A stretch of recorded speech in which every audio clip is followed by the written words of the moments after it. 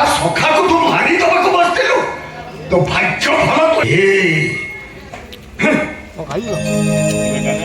ସଖା କି ସେ ଲୋକଟା? ସେ ତମକୁ ଏମିତି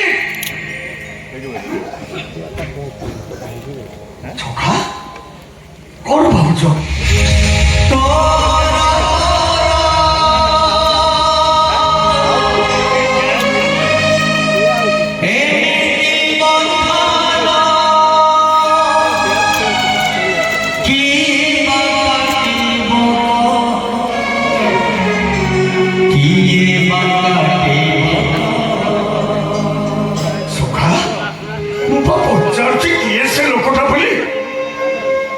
ଲୋକଟା କିଏ ସେ କଥା ମୁଁ ଭାବୁନି।